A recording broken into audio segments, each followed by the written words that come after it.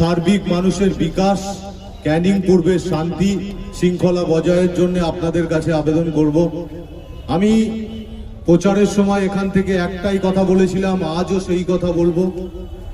সমস্ত সম্প্রদায়, হিন্দু, মুসলিম, শিখ, খ্রিস্টান, যারা ক্যানিং পূর্বের বাসিন্দা আছেন, তাদের আর্থ সামাজিক ব্যবস্থার উন্নতি হোক, তাদের প্রতিটি বাচ্চা যারা শিক্ষাঙ্গনে এখনো পর্যন্ত যান না তারা শিক্ষার আলো পাক, এবং আমাদের এই ক্যানিং পূর্ব বিধানসভায় যে বোম বন্দুকের রাজনীতি আছে, সেই বোম বন্দুকের রাজনীতিটা বন্ধ হয়ে আপনাদের এখান থেকে doctor, master, is, IPS, WBCS তৈরি হোক। ক্যানিং পূর্বের মান উজ্জ্বল করুন, ক্যানিং পূর্বের সারা ভারতবর্ষের সঙ্গে পশ্চিমবঙ্গের মান উজ্জ্বল করুন। আমরা আপনাদের তৃতীয় নম্বর শ্রেণীর লোক, অর্থাৎ যাদেরকে বলা হয় সমাজ থেকে বিতাড়িত, সমাজ থেকে অনেক দূরের মানুষ, সেই রকম করতে চায় না। যারা রিস্টোরেশন অফ ডেমোক্রেসির নাম করে যে মমতা ব্যানার্জি ক্ষমতায় এসেছিল, সেই মমতা ব্যানার্জি পরবর্তী পরিস্থিতিতে কি করেছেন এবং কি আপনারা পেয়েছেন জানেন। শুধুমাত্র যেখানকার আপনারা সংখ্যালঘু সম্প্রদায়ের মানুষ আছেন, যে মানুষটি দরুল হক বলে এই বাংলা ছেড়ে যায়নি, এই ভারতবর্ষ ছেড়ে যায়নি স্বাধীনতার পর, যে মানুষটি এই ভারতবর্ষের মাটিকে নাপাক বলে যায়নি, সেই মুসলমান মানুষটি সমান অধিকার এই বাংলায়, এই ভারতবর্ষে।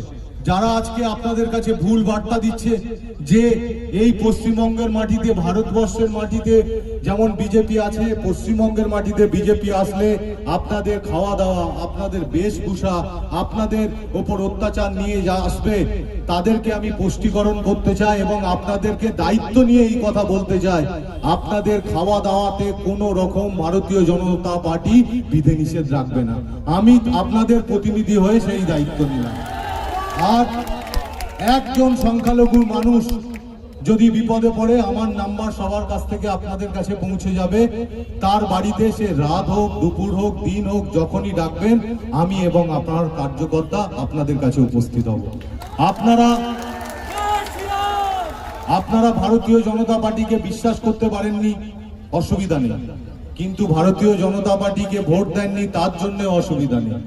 শুধু ভারতীয় জনতা পার্টির সেবার মানসিকতা, নরেন্দ্র মোদীজি যে সেবার প্রদানের মাধ্যমে প্রায় 70টি মুসলিম প্রধান দেশের সর্বোচ্চ সম্মান পেয়েছেন, আমরা তার সৈনিক হিসাবে এই ক্যানিং পূর্বে সমস্ত আপামর হিন্দু, মুসলিম যে সমস্ত মানুষ আছে, তাদের সেবার সংকল্প নিয়ে আপনাদের জন্য কাজ করব। আমি আগেও বলেছি, আপনারা জেতালে হয়তো আমার আরেকটু সুবিধা হতো, কিন্তু আমি চেষ্টা করব যে এখানে যাতে মহিলা এবং যারা বাচ্চারা আছে, এখানের কোনো ভালো হসপিটাল নেই। আমি আমার প্রদেশ বিজেপির কাছে, সেন্ট্রাল বিজেপির কাছে, যিনি বিজেপির মুখ্যমন্ত্রী হিসাবে 9 তারিখে শপথ নেবেন, তার কাছে আমি আবেদন করব যাতে জীবনতলার বুকে একটা সুপার স্পেশালিটি হসপিটাল হয়।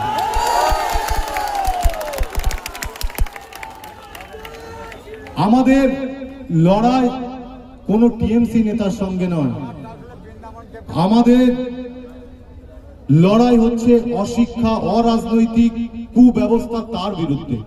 ভারতীয় জনতা পার্টি 19টি রাজ্যের সঙ্গে পশ্চিমবঙ্গেও এবার আপনাদের আশীর্বাদে ক্ষমতা পেয়েছে। ভারতবর্ষের সংবিধান রচনা করেছেন একজন এসসি কমিউনিটির মানুষ, ডক্টর বি.আর. আম্বেদকর।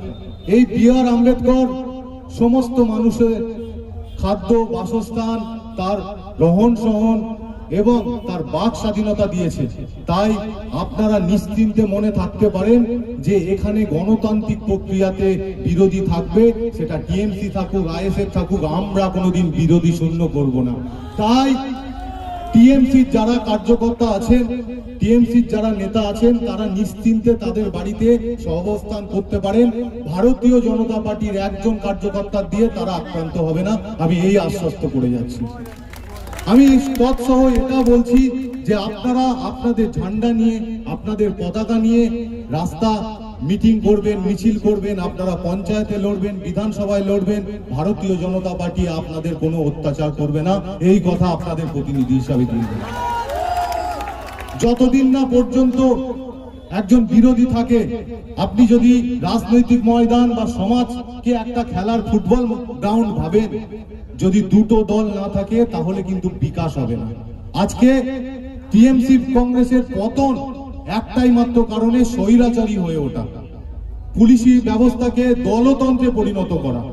আর এটা যদি কোনো বিরোধী দল থাকতো, তারা ঠিক করে তাদের চোখে আঙুল দিয়ে দেখতে পারত, তাহলে আপনাদের কাছ থেকে যে তোলা তুলেছে, আপনাদের সাধারণ মানুষের ঘরের টাকা খেয়েছে, আপনাদের সাধারণ মানুষের বার্ধক্য ভাতা, বিধবা ভাতা থেকে যে টাকা তুলেছে, যে দুর্নীতিগুলো করেছে, একজন বিরোধী পাশাপাশি যদি তাদেরকে বাড়তে দিত তাহলে তারা ভয়ে এই কাজটা করতে পারত না।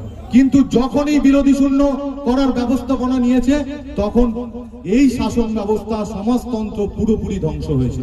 তাই কালের নিয়মে আজকে মুখ্যমন্ত্রী মমতা ব্যানার্জিও হেরে গেছেন, এবং এখানকার যিনি দুর্দণ্ড প্রতাপ নেতা ছিলেন, যাকে মাননীয়া বলেছিলেন তুই তো জীবনতলায় বোম বন্দুকের বাঁধিস, সেই জীবনতলার সম্মান এখন আপনাদের সবার হাতে।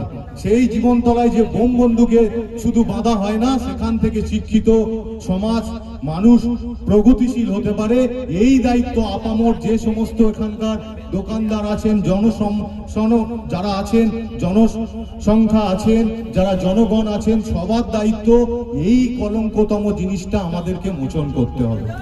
আপনারা যারা ভারতীয় জনতা পার্টিকে ভোট দিয়েছেন বা না দিয়েছেন, যারা ভাবছেন ভারতীয় জনতা পার্টি আসার পরে আমাদেরকে ক্ষতি করবে, আমি আরো দায়িত্ব নিয়ে বলছি, একজন মুসলিম সমাজের উপরেও ভারতীয় জনতা